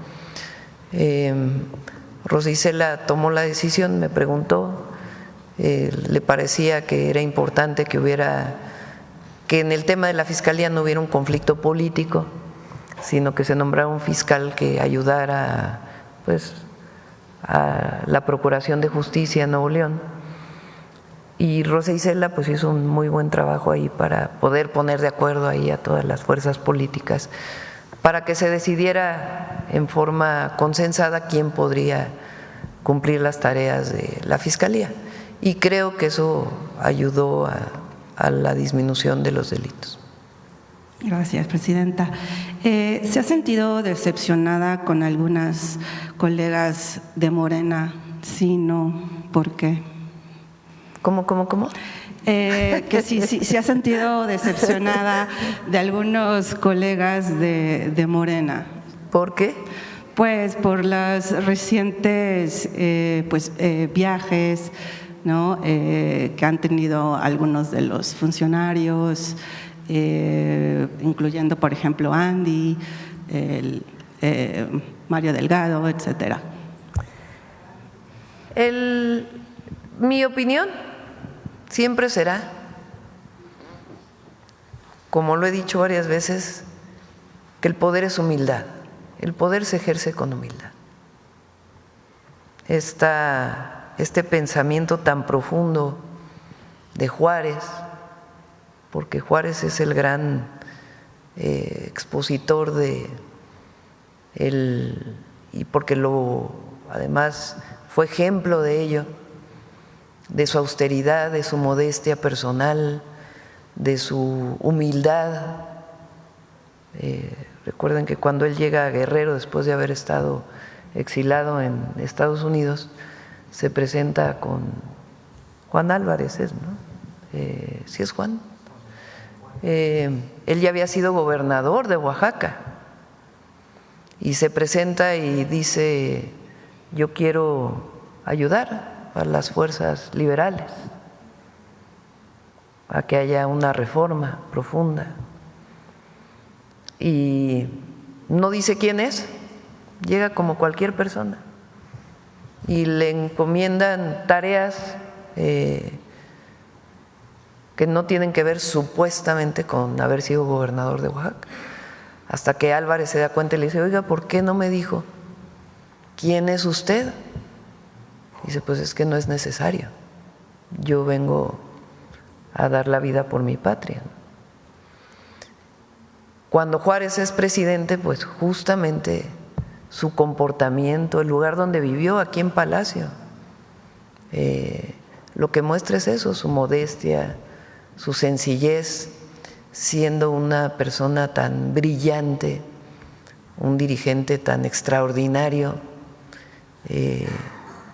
y un pensamiento tan profundo que marcó para siempre la vida de México. Y él tiene este pensamiento que es: no puede haber gobierno rico con pueblo pobre.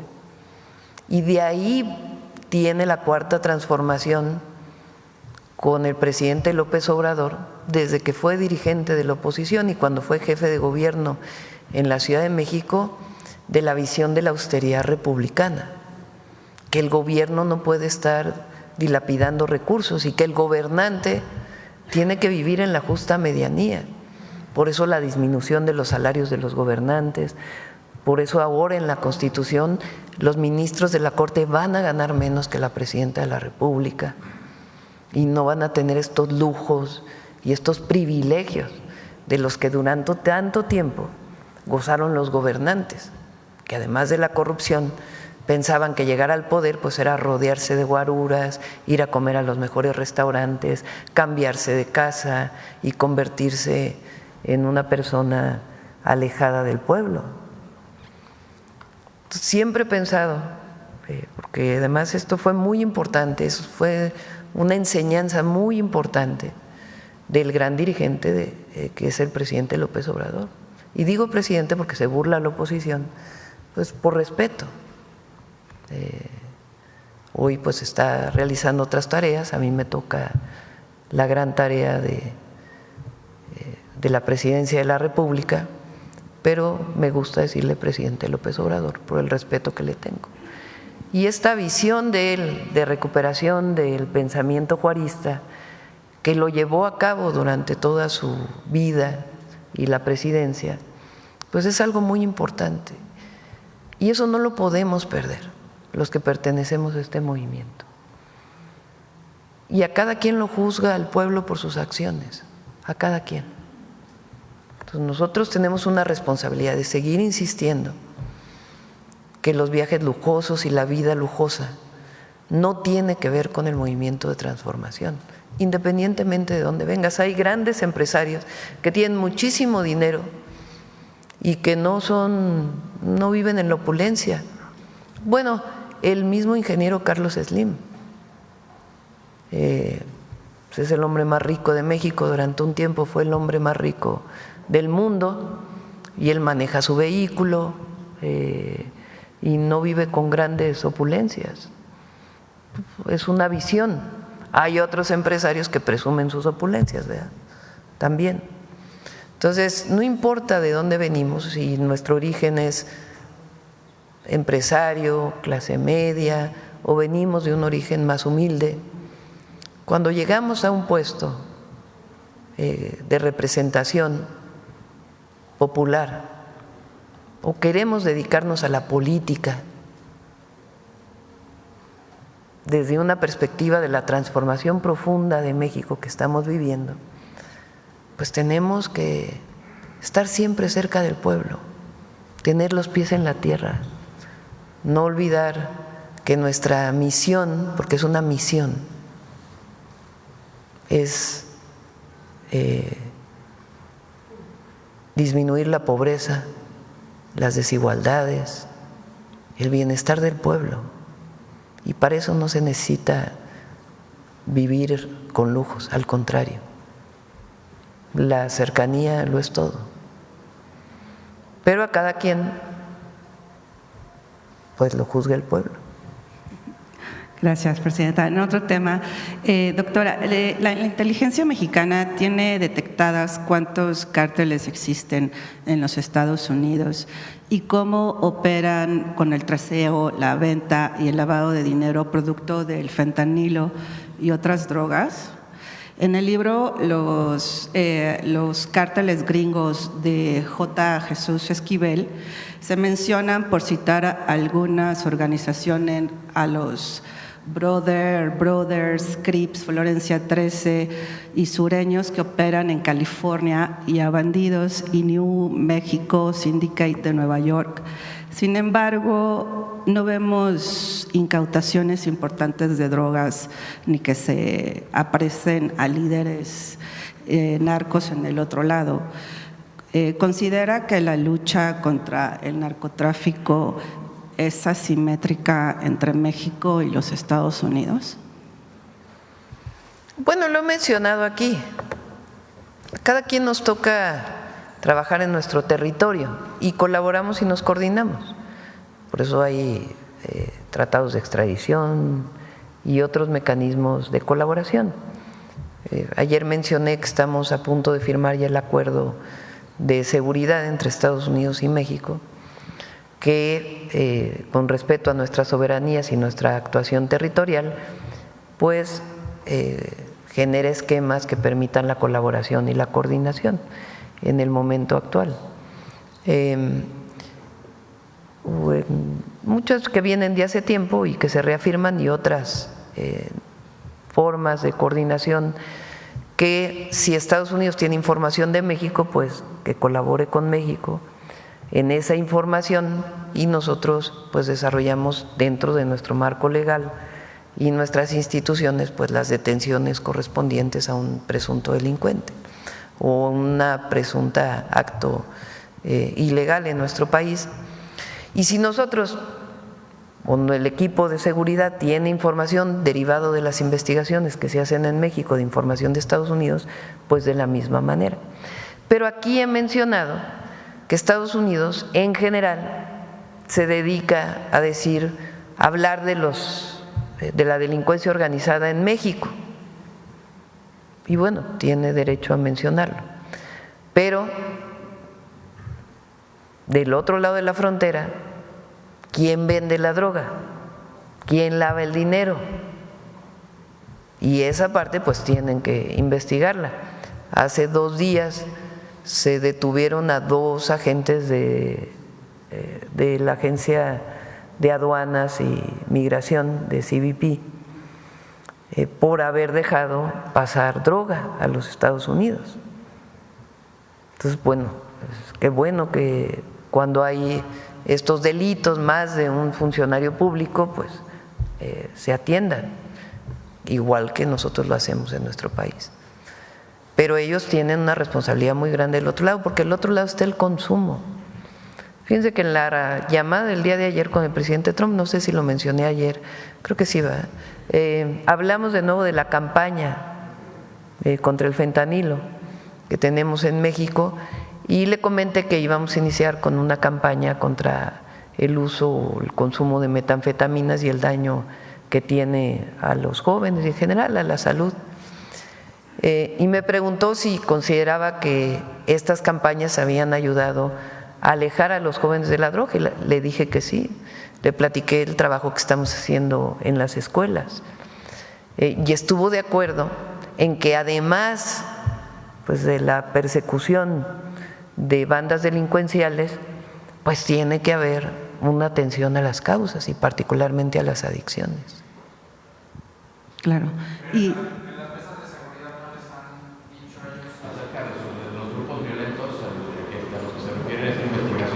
tiene que contestarlo el Gabinete de Seguridad, pero en general la coordinación pues es cuando hay información de uno u otro lado, y nosotros siempre insistimos en que ellos tienen una tarea muy importante en Estados Unidos, y también del tráfico de armas ilegales que vienen de Estados Unidos a México, que ellos tienen que ayudar a pararlo.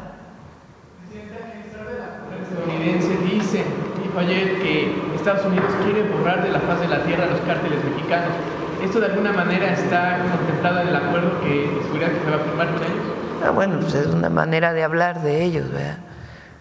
Nosotros, pues, en el marco de la ley de nuestra Constitución, hacemos lo que tenemos que hacer para la persecución del delito. Pero no, son formas de colaboración, estas palabras y esta forma de mencionarlo, pues no están establecidos en el acuerdo.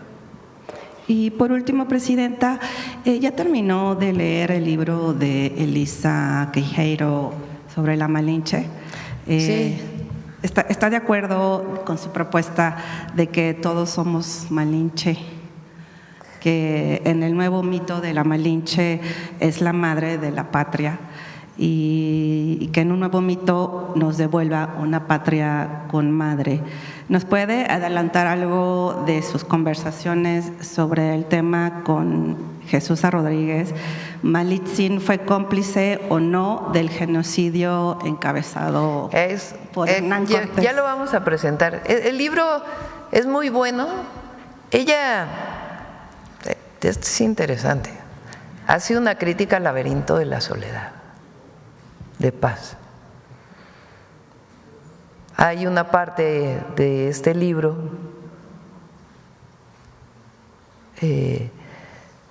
en donde se habla de dónde viene la palabra, bueno, voy a decir lo que consideramos grosería, pero lo dice en el libro, que es la chingada. De dónde viene esa palabra y por qué esa palabra y cómo la usamos los mexicanos. Y él habla de lo que representó la Malinche, o Malintzin mejor, como una traición, o incluso como la violación es un origen para los mexicanos, que cometieron los españoles con muchísimas mujeres indígenas. Ella, la autora de este libro, dice, no es cierto. Malintzin primero fue una esclava que fue vendida cuando era muy pequeña entre pueblos indígenas. Y después, cuando llega Cortés con sus principales capitanes, le entregan a mujeres, entre ellas a Malintzin. Solo que Malintzin tenía una capacidad muy especial con la lengua.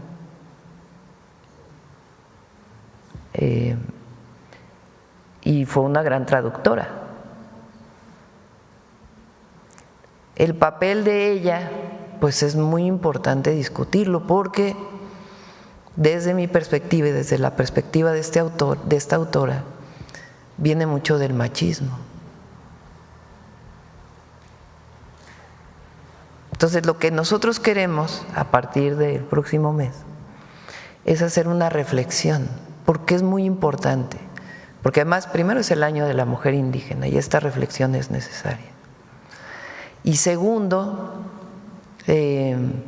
más allá de si Malintzin es la madre de la patria o no, porque finalmente pues estuvo acompañando a Cortés, ¿qué papel jugó?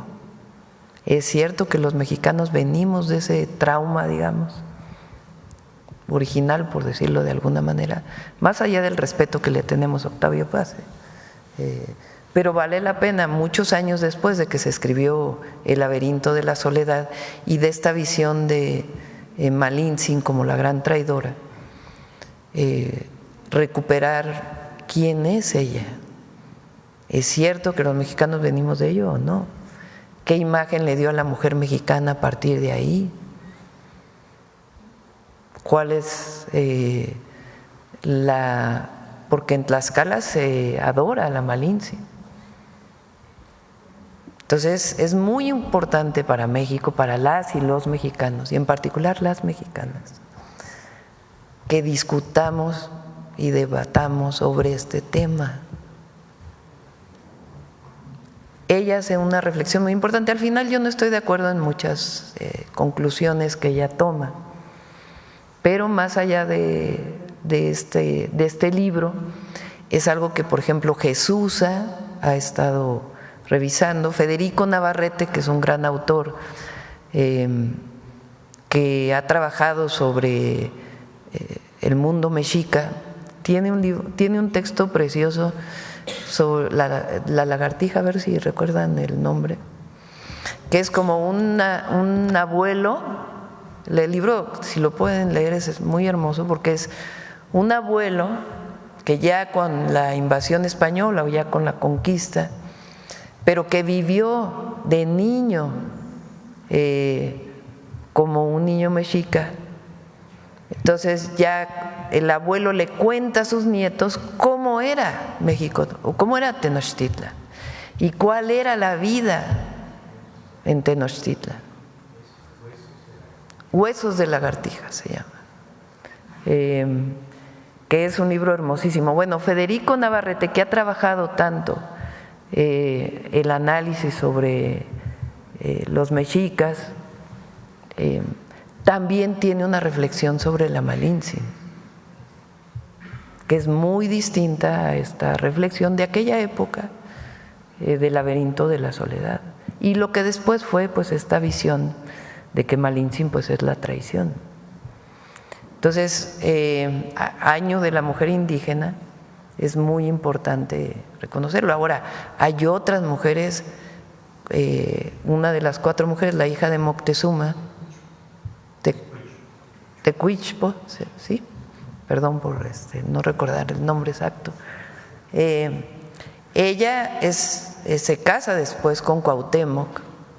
En la presentación que se hizo ese sábado, ella pues finalmente después es, digamos, sometida, porque hasta cierto punto es así, por los españoles, pero ella participa en la Noche Victoriosa, lo que antes se llamaba la Noche Triste.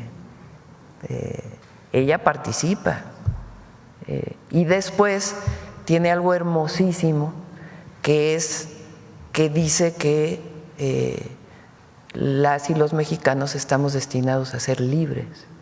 Fíjense, en aquella época, una mujer indígena, hija de Moctezuma, es algo bellísimo.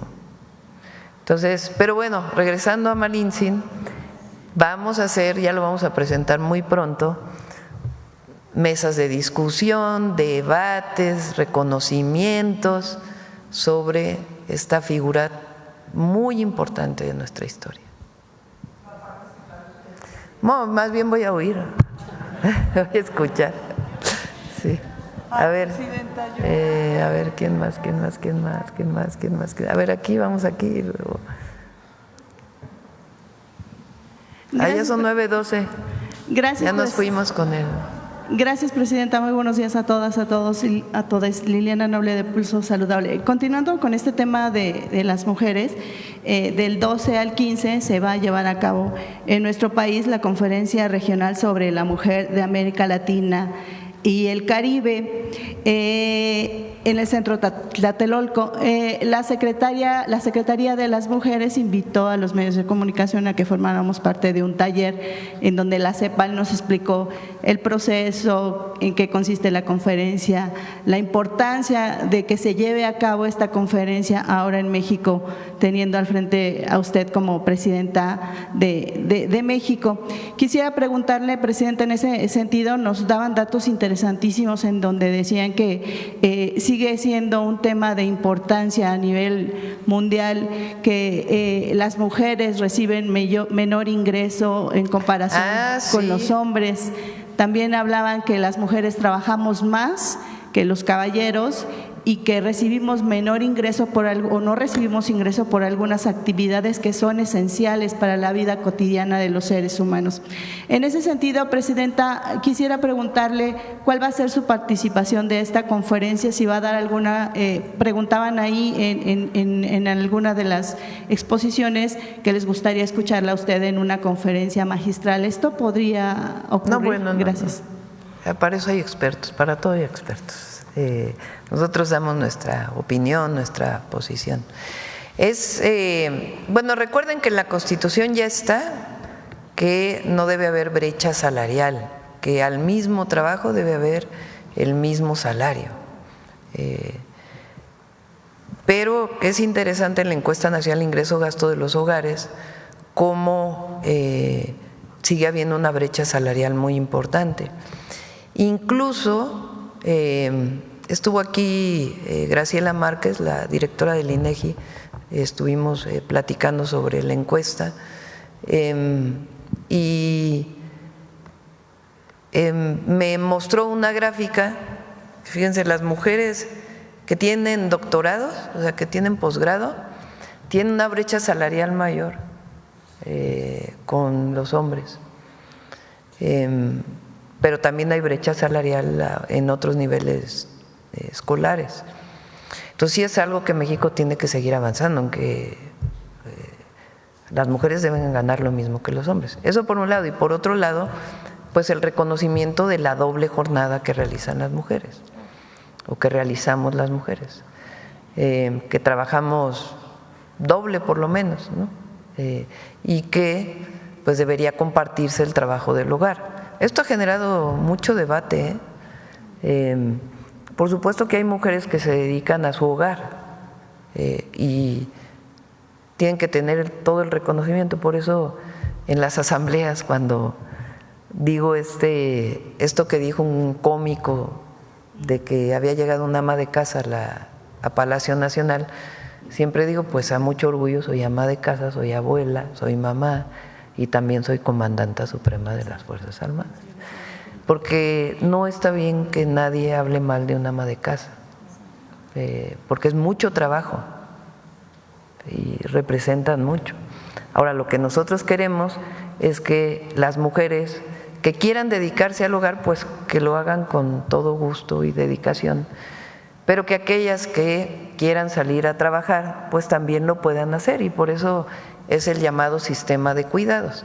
Y en particular nosotros estamos desarrollando los centros de educación y cuidado infantil, que queremos llegar a 1000 en todo el sexenio, para que las mujeres podamos dejar a nuestros hijos bien cuidados en un centro de atención, lo que llamábamos guarderías, para poder desarrollar nuestro trabajo y poder tener un ingreso también y autonomía económica, y que no sea por una obligación que tenemos que quedarnos en la casa. Eso no tiene nada que ver con que amemos a nuestros hijos, a nuestros maridos y a nuestra familia. Y el programa el programa de bienestar 60-64 de mujeres para mujeres tiene el objetivo de reconocer ese trabajo que hemos hecho las mujeres durante tantos años, pero al mismo tiempo seguir haciendo conciencia de que los varones pues también les toca una parte del trabajo del hogar. ¿Estará usted en la inauguración?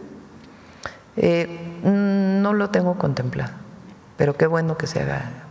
Gracias, Presidenta. En otro tema, el asunto de la gentrificación tiene magnitudes muy grandes, no solamente en la parte de las casas habitaciones, sino se extiende más allá.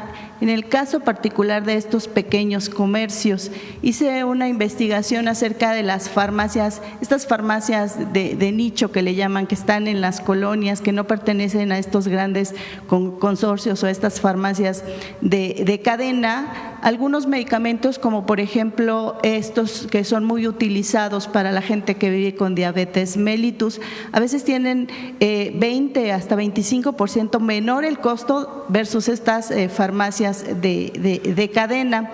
Platiqué con el director, el titular de la Asociación Nacional de estos pequeños comercios. Él me decía que es muy importante esta figura que tienen estos pequeños comerciantes, las taquerías, las carnicerías, pollerías, tortillerías.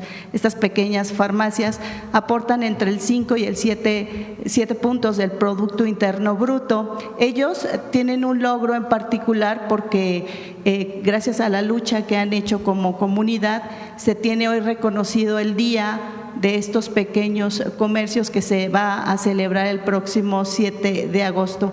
Me gustaría conocer en ese sentido, el tema de la gentrificación les afecta porque cuando ellos necesitan dejar sus locales porque el costo de la renta a veces ya es insostenible. En ese sentido, presidente, yo quisiera preguntarle cuál sería su mensaje para todas estas pequeños comercios, porque no solo están en la Ciudad de México, están en el resto del país. Platicaba con algunos tenderos de Juchitán particularmente y ellos me decían que este tema del autoabasto a veces les pega porque les ofrecen estas sociedades de autoabasto la electricidad a costos elevados en donde ellos de pronto no pueden pagarlo. ¿Cuál sería su mensaje, presidenta? Pues yo pienso que deben permanecer estos pequeños negocios. Hay otros casos también, no solamente en farmacias, ¿no? Sí. De grandes cadenas que van suplantando al pequeño negocio. Y pues ya le dejamos ahí a la Secretaría de Salud para ver de qué manera puede apoyárseles. Bien. Y finalmente, presidenta, el pasado mes, en representación de la Secretaría de Salud, el subsecretario Ramiro López Elizalde estuvo en compañía de la Asociación Civil Sin Fines de Lucro Salud Justa MX en Irlanda, recibiendo el reconocimiento de Filantropía Bloomberg por las acciones tan atinadas que ha hecho México en contra de y aportando para que se cumpla el convenio marco para el control del tabaco. ¿Cómo considera usted que se posiciona México en el resto del mundo al recibir este tipo de reconocimientos a nivel mundial? Pues es algo que viene de tiempo, ¿no? Yo creo que es muy bueno que se haya prohibido los anuncios relacionados con el tabaco, porque pues, cualquier cosa que hace daño a la salud. Siempre tiene que haber información, pero es bueno porque ha disminuido mucho el tabaquismo en México a partir de estas campañas. Entonces, pues me parece bien. Bueno, ya vamos a acabar porque ya son 9:20. Finalmente, presidenta, solo un dato adicional para entender un poco este tema de las sociedades de autoabasto. ¿Ellos tendrían que pagar por la transmisión, por utilizar el sistema CFE? ¿Y cuál sería la tarifa? ¿Varía la tarifa? Ellos tienen que cambiarse porque el autoabasto es ilegal. O sea, las sociedades de autoabasto son ilegales. ¿Por qué son ilegales? Porque simulan un mercado. Entonces, un autoabastecimiento pues es que tú pongas la planta de generación y la consumas para tu propia empresa, pero no puede ser de que Iberdrola generaba en un lugar y le vendía a otras empresas, no quiero decir sus nombres, muchos ya las conocen, y en realidad era un mercado eléctrico, uno genera y el otro compra. Y decían, no es mercado eléctrico, somos socios. Es como los socios de los repartidores, ¿no? Pues, ¿cuáles socios? Son trabajadores. Entonces, tienen que migrar al nuevo esquema eléctrico, de regulación eléctrica, y se les da las facilidades para la migración. Y si le venden a CFE, pues le venden a CFE, y si está en el mercado eléctrico, pues tienen que pagar su porteo. Existen. Ya cerramos. Suave patria.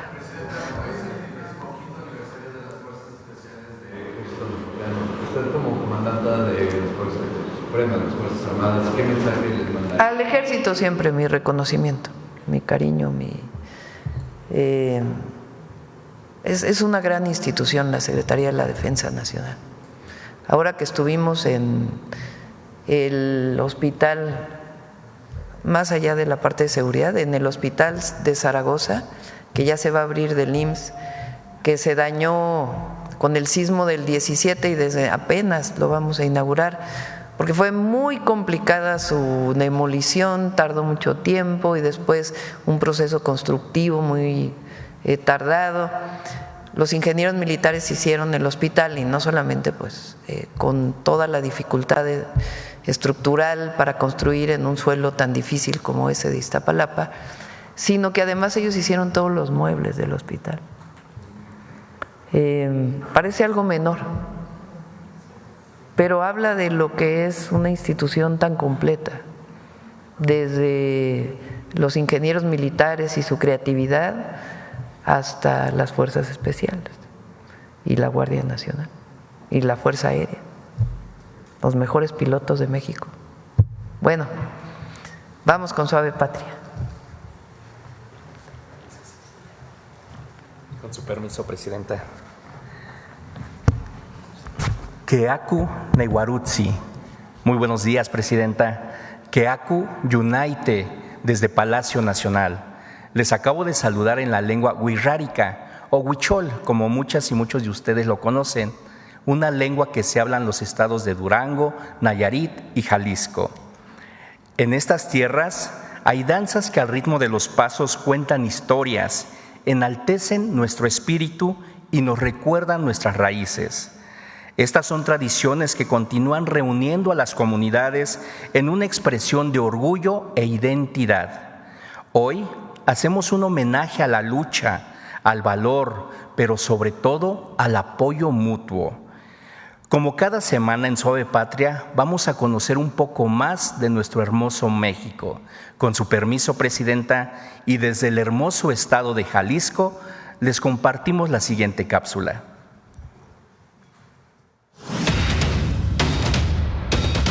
Cada 25 de julio, las calles de Tonalá se llenan de historia con la danza de los tastoanes, una representación ancestral que revive la lucha entre guerreros indígenas y colonizadores españoles, como un tributo vivo a la memoria y la dignidad de México.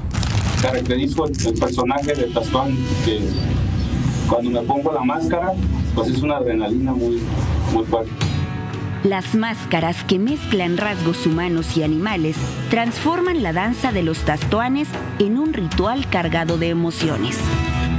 Pues sí, me da mucha felicidad, es bastante la adrenalina que sientes, es algo muy bonito. Guiados por el ritmo de la música, los danzantes se enfrentan en distintas jugadas. Aunque en sus inicios esta era una tradición dominada por hombres, hoy cada vez más mujeres se suman, unidas por el impulso de lucha y resistencia. Cuando salió la primera vez, la primera jugada, no, la verdad no me quise animar, porque yo lo veía como cosa para hombres nada más. Pero con el transcurso de los años, fueron incrementando en la jugada las mujeres, entonces eso también me dieron más ganas pues de salir y formar parte, porque se trata más que nada de ver, porque así fue por lo que lucharon nuestros antepasados. Entonces pues yo pienso que esa es la pieza clave, ¿no? Luchar por lo que dejaron, por el legado que dejaron los antepasados. Y para mantener viva la lucha digna de su pueblo, cada año, Tonalá espera la danza de los tastoanes como una cita sagrada con la memoria. Yo le digo a mi familia, yo a veces espero más el 25 de julio que la Navidad, porque a mí me gusta mucho lo que hago y lo que soy.